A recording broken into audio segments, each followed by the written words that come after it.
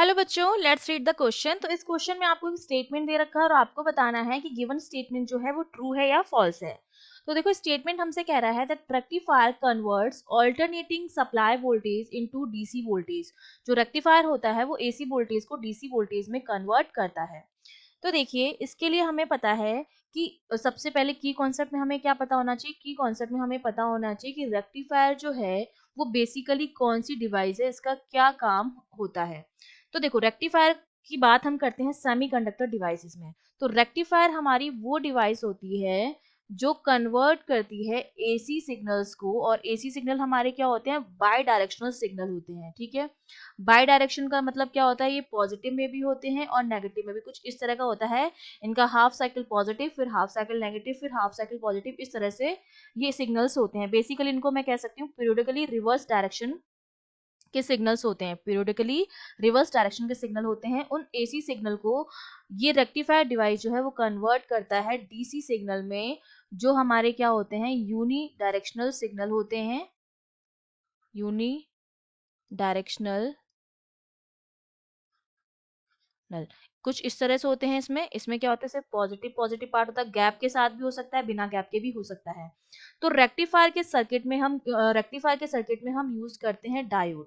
ठीक है, रेक्टिफायर जो होता है वो हमारा दो टाइप का होता है।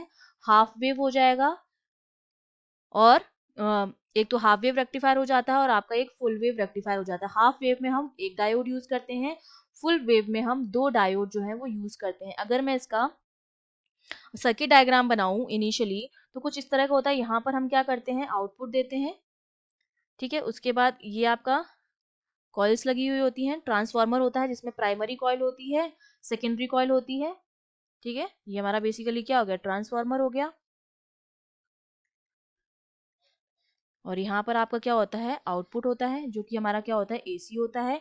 यहाँ पर हम जोड़ के रखते हैं डायोड को। ठीक है, ये डायोड हो गया, ये इसका पी टाइप हो गया, ये एन टाइप हो गया, अगर हम हाफ वेव रेक्टिफायर की बात कर रहे हैं तो।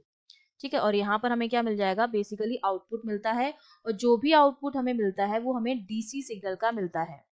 तो जब हम एक डायोड यूज करते हैं उस टाइम तो क्या होता है, एक बार हमारा डायोड फॉरवर्ड में होता है, एक बार रिवर्स में होता है। तो जब फॉरवर्ड में होता है तो हमें आउटपुट मिलता है, जब रिवर्स में होता है तो हमें आउटपुट नहीं मिलता है। तो बेसिकली उस टाइम हमें किस तरह से मिलता है, इस तरह से मिलता है।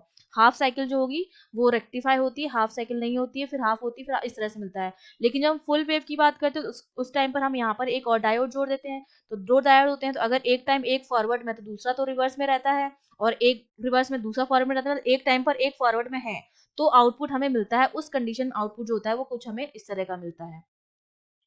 ठीक है, ये हाफ वेव में हमें आउटपुट मिलता है और ये फुल वेव में हमें आउटपुट मिलता है। तो हमारा ये जो गिवन स्टेटमेंट है वो बिल्कुल ट्रू हो जाएगा। I hope you understood well. All the best.